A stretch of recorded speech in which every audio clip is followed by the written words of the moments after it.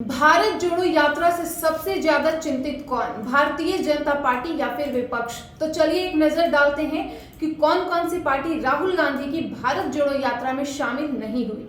नमस्कार, प्रेस जागरण में आपका स्वागत है। मैं हूं स्वाति। भारत जोड़ो यात्रा के समापन कार्यक्रम में शामिल होने के लिए कांग्रेस ने 21 दलों को न्योता दिया था। इनमें से 11 कार्यक्रम में मौजूद रहे और 8 पार्टियां नदारद रही। समारोह में फारूक अब्दुल्ला की नेशनल कॉन्फ्रेंस, महबूबा मुफ्ती की पीडीपी और कमल हासन की एमएनएम शामिल रहे। इसके अलावा DMK, Dalit panthers, Indian Union Muslim League, Jharkhand Mukti Morcha, revolutionary socialist party, forward bloc, CPI और बीएसपी ने भी मौजूदगी दर्ज करवाई। तो वहीं 8 प्रमुख पार्टियां कार्यक्रम से नदारद रही, जिसमें बिहार में कांग्रेस की गठबंधन सहयोगी जनता दल यूनाइटेड, राष्ट्रीय जनता दल, सीपीआई, पश्चिम बंगाल में सत्ताधारी तृणमूल कांग्रेस, अखिलेश यादव की समाजवादी पार्टी, शरद पवार की राष्ट्रवादी कांग्रेस पार्टी, उद्धव ठाकरे की शिवसेना इत्यादि शामिल हैं।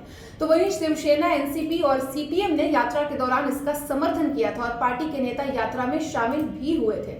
हालांकि जदयू ने पहले ही निमंत्रण को अस्वीकार कर दिया था। समाजवादी पार्टी और तृणमूल कांग्रेस ने भी श्रीनगर कार्यक्रम में शामिल होने को लेकर कोई संकेत पहले नहीं दिया था। वहीं कांग्रेस ने इस कार्यक्रम के लिए दिल्ली और पंजाब में सरकार चला रही आम आदमी पार्टी और तेलंगाना में सरकार चला रही चंद्रशेखर राव की भारत राष्ट्र समिति को न्योता नहीं दिया था।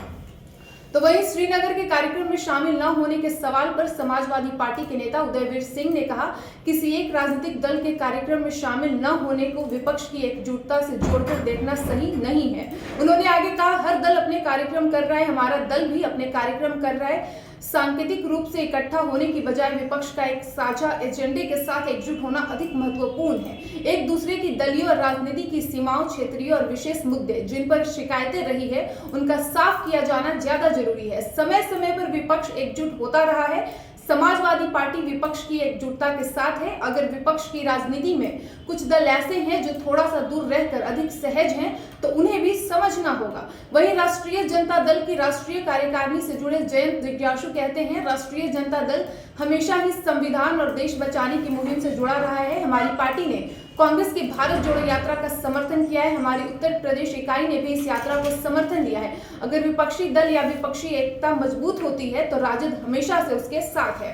वहीं श्रीनगर में सीपीआई नेता डी राजा ने कहा कि बीजेपी से देश को आजाद कराने के लिए सभी धर्मनिरपेक्ष दलों को साथ आना होगा। भारत जोड़ो यात्रा के तहत 14 राज्यों और करीब 4000 किलोमीटर का सफर तय करने वाले राहुल गांधी ने रविवार को श्रीनगर में बताया था कि विपक्ष में फिलहाल कोई मतभेद नहीं है। जी हां, आपको बता दें कि राहुल गांधी से जब पत्रकारों ने विपक्ष के बिखरे होने को लेकर सवाल किया तो उन्होंने कहा, विपक्षी एकता बातचीत और एक दृष्टिकोण के बाद आती है। ये कहना सही नहीं है कि विपक्ष बिखरा हुआ है। राहुल गांधी अपने आप को भारतीय जनता पार्टी और राष्ट्रीय स्वयंसेवक संघ की विचारधारा के विरुद्ध पेश करते रहे हैं। राहुल गांधी अपनी यात्रा के दौरान बार बार कहते रहे हैं कि भारतीय जनता पार्टी और राष्ट्रीय स्वयंसेवक संघ देश को बांट रहे हैं और वो देश को एकजुट करने का काम कर रहे हैं। हालांकि वही विश्लेषकों का मानना है कि भारत जोड़ो यात्रा के जरिए भले ही राहुल गांधी ने अपने आप को एक गंभीर नेता के रूप में पेश किया हो, लेकिन वो विपक्ष को पूरी तरह एकजुट करने में अभी नाकाम रहे हैं। भारतीय जनता पार्टी इस समय ताकतवर है। उसके पास केंद्र और देश के कई अहम राज्यों में सत्ता है। इसके अलावा पार्टी का संगठनात्मक ढांचा भी बेहद मजबूत है।